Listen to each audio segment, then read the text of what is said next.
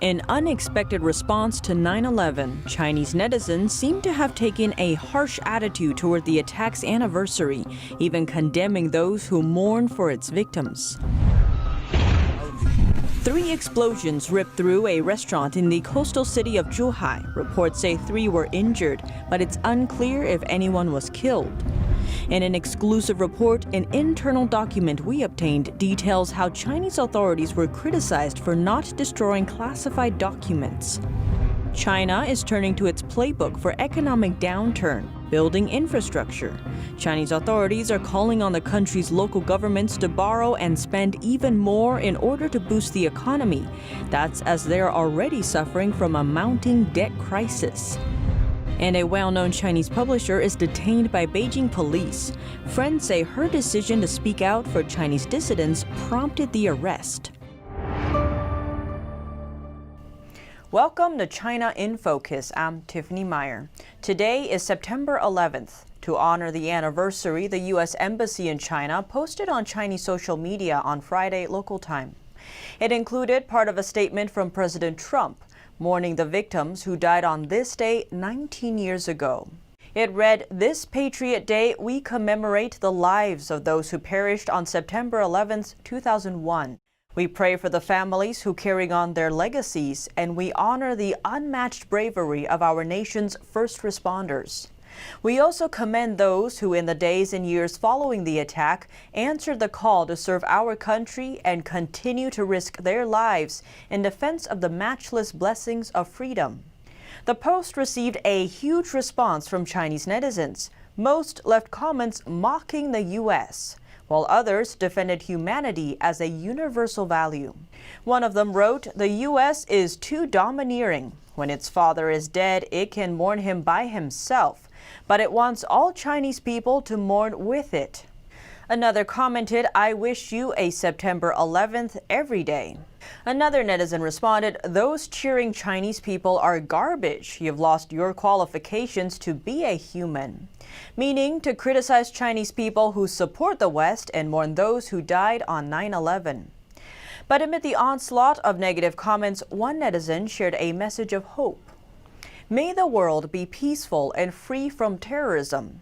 Please don't let the mentally handicapped people on Weibo violate the bottom line of basic human morality." Now to southern China. That's where a gas explosion was reported at a restaurant Friday morning in the coastal city of Zhuhai.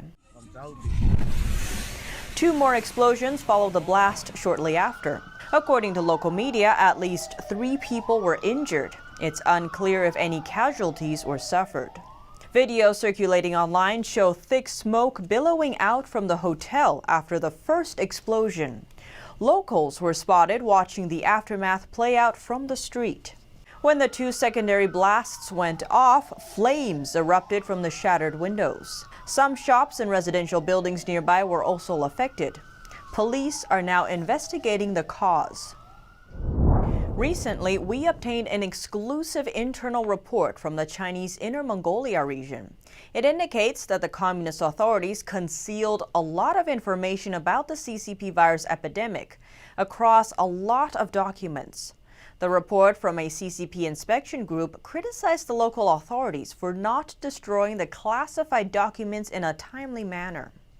It was a routine inspection conducted by a Hulunbuir Municipal Party committee between March and May.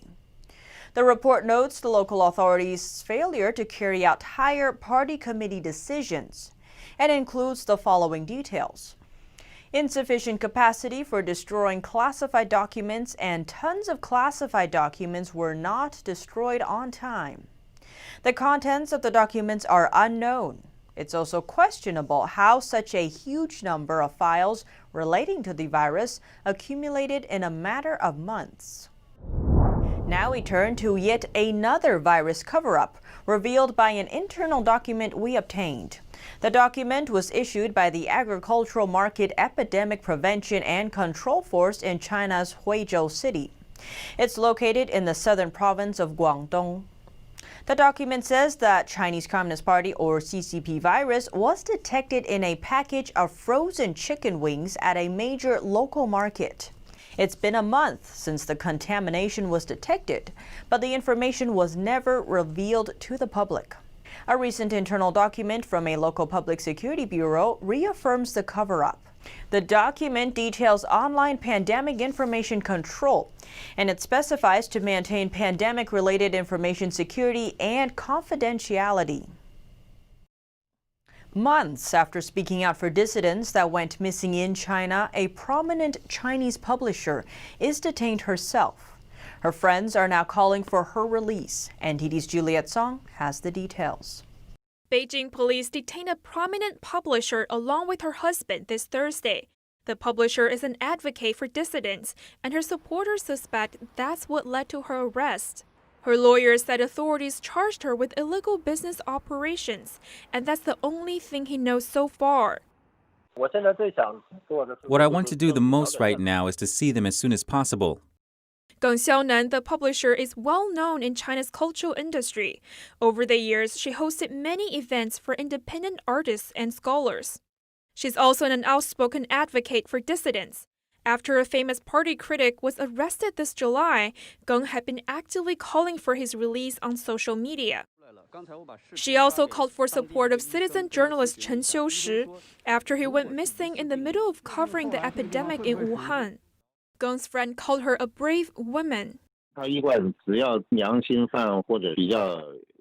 If prisoners of conscience or outspoken scholars are in trouble, she will speak out for them.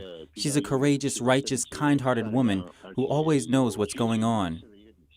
Her friends are now drawing attention to her arrest on social media, but one of them told NTD that authorities have been trying to silence them. Their social media accounts were shut down. The authoritarian system in China works just like this. You can't speak the truth. It's like the story of the emperor's new clothes. You can't say the emperor has no clothes on. Geng's arrest is the latest example of the Chinese regime's effort to crack down on its critics. Also this week, police arrested a family member of a pro-democracy poet. Over 20 police officers took him from his home this June. Later, police also arrested his wife. The poet has 4 children. Up to now, his friends have had no information on his whereabouts. Changchun and Juliet Song, NTD News.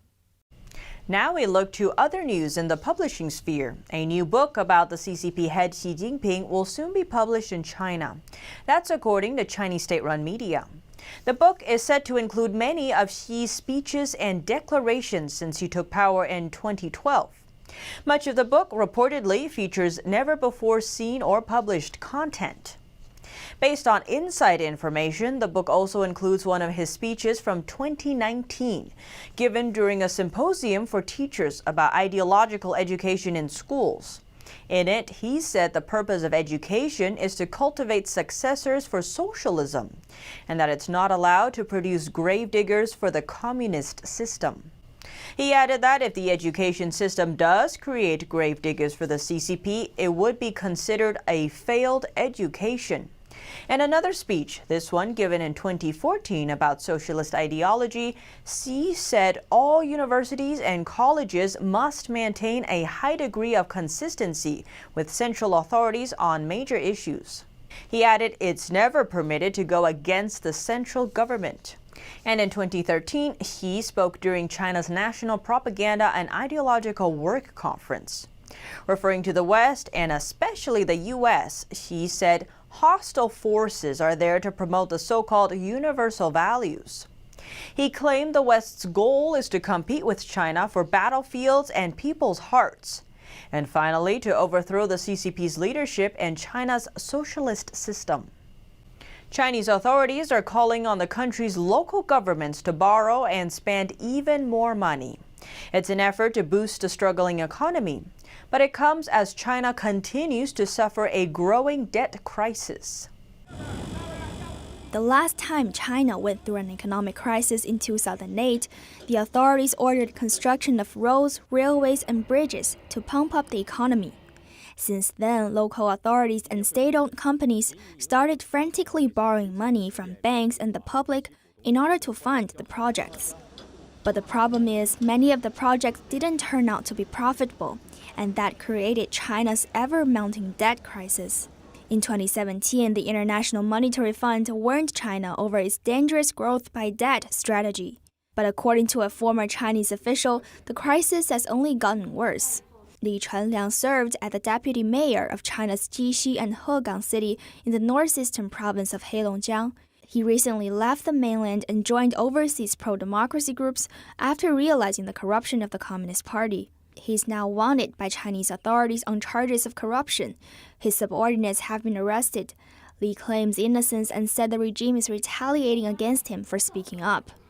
The entire nation, especially in the northeastern region, at all levels of government are financially broken.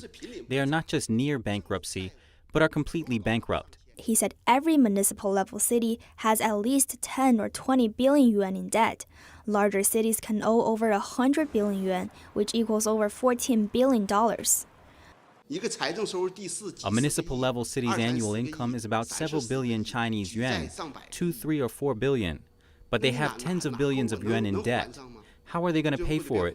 Eventually, it all became bad debt. A Chinese institution estimates the local authorities' debt to be nearly $10 trillion.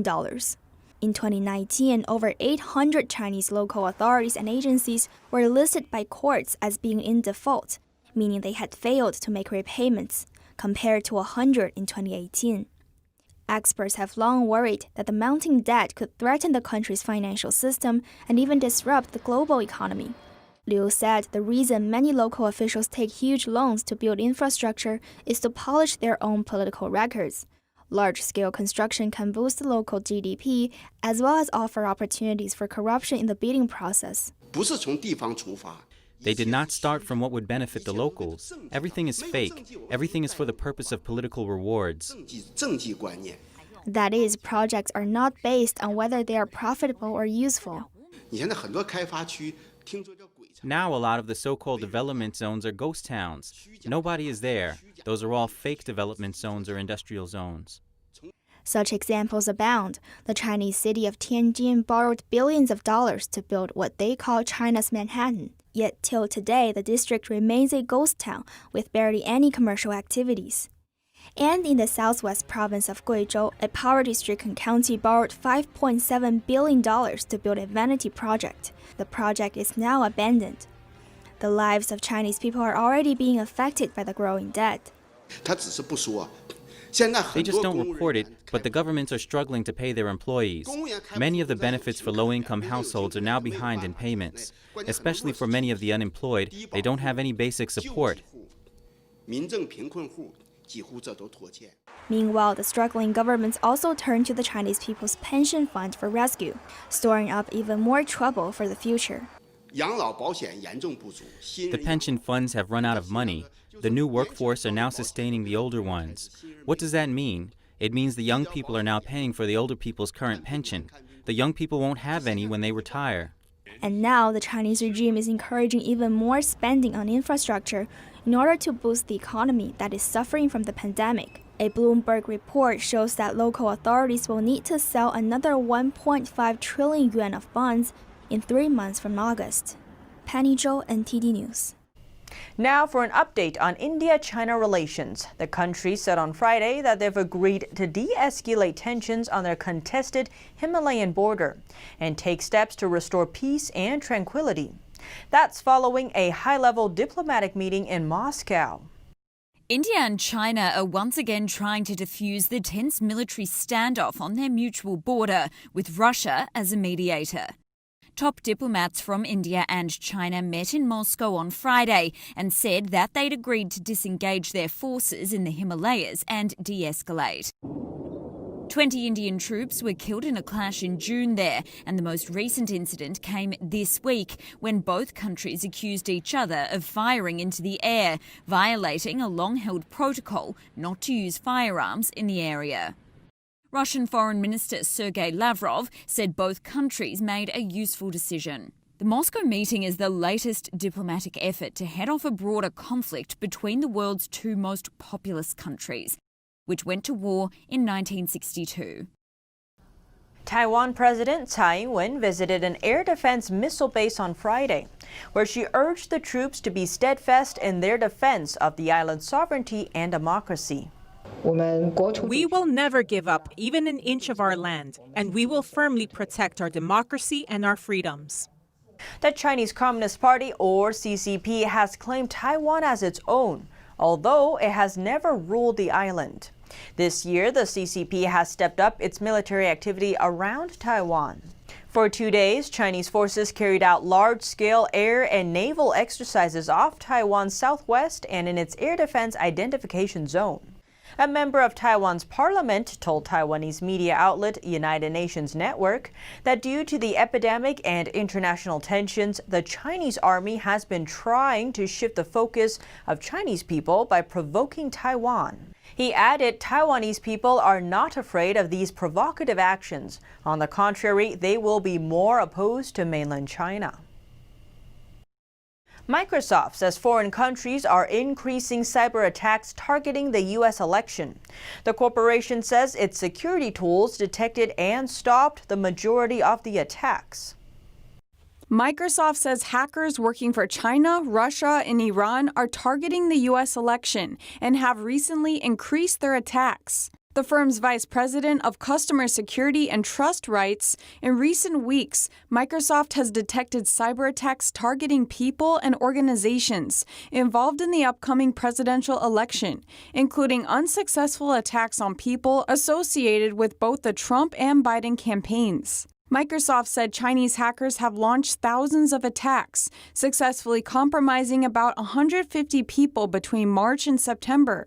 They targeted Democratic nominee Joe Biden's campaign and a person formerly involved with President Trump's administration.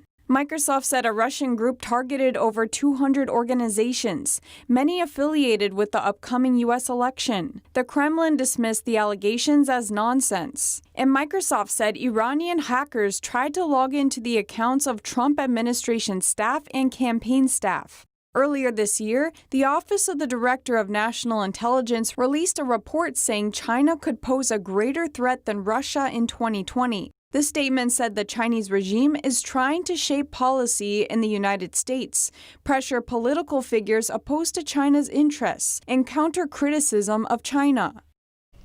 The National Association of Scholars has released a new report. It lays out how the Chinese Communist Party has worked to strategically corrupt the U.S. education system since at least 2003. The author of the report and other scholars give us a deeper look at the problems. They were on a panel discussion with our sister media, the Epoch Times. While more than 40 Confucius Institutes have already closed, the Chinese Communist Party has worked for more than a decade to burrow its way in to America's K-12 education system and distort the truth about the regime. Rochelle Peterson from the National Association of Scholars explains in her report that it starts with the College Board, which in her words is corrupted by the CCP from the inside out. And through this network, the College Board encourages school districts to host Chinese government-selected teachers in K-12 classrooms, often in immersion classes in which Chinese teachers teach not only Chinese language, but also social studies, history, and other subjects the CCP takes a special interest in.